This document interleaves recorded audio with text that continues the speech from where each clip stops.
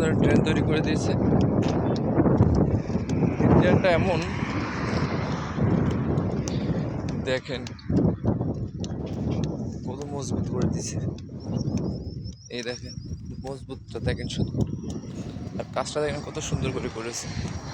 আসলে এরা এমনভাবে কাজ করেছে যে আমাদের বাংলাদেশে যেগুলো আর কি নদী আছে, ঠিক আছে, নদীর ওই সাইডেও মানে এত সুন্দর করে বাঁধে না। আর যদি নদীদের সাইডে তো সুন্দর করে বাঁধতো তাহলে কী হতো, আমাদের বাংলাদেশের মানুষ বছরকে বছর হাজার হাজার লাখ লাখ ঘর বসত এগুলো কিছুই হারাতো না, যেতে এইভাবে সরকার উদ্যোগ নিত। এই দেখেন সামান্য এটা, আর এইগুলো যেখানে সাগর আছে সেটা তো আমি বললামই না, ঠিক আছে।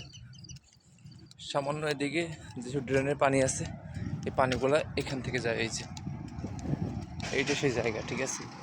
এসব ময়লা পানি মানে বাসাবাড়ির পানি, বাসার পানি, তারপর হচ্ছে দোকান পাট, যেমন বৃষ্টির সময় বৃষ্টির পানি সব এই লাইন থেকে যায়।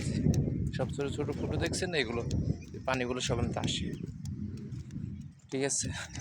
এই হচ্ছে অবস্থা। আসলে কাজ যদি সুন্দর হয়, এই যে যে কাজটা করেছে, কাজটা কি হাজার হাজার বছর চলে যাবে, কিছু হবে না। আর আমাদের বাংলাদেশে কাজ হয়, নতুন কাজ করেছে 5 মাস 6 মাস পরেই দেখবেন যে সে কাজ নষ্ট হয়ে গেছে। যেমন কর্ণফুলী অলরেডি পানি আসা শুরু হয়ে গেছে, কাজ হয়েছে কয় বছর, 1 থেকে 2 বছর হয়েছে। এইভাবে করলে তো হবে না কাজ। আমাদের অবশ্যই কাজ ভালোভাবে করতে হবে, তাহলে অবশ্যই ভালো কিছু হবে প্রত্যেকটা দেশে। তো এরা কী করে, কাজটা ভালো করে করে, সুন্দর করে করে, যাতে কাজটা বেশি টেকসই হয়, ঠিক আছে। এটাই আমি বুঝলাম এবং এটাই আমি দেখালাম।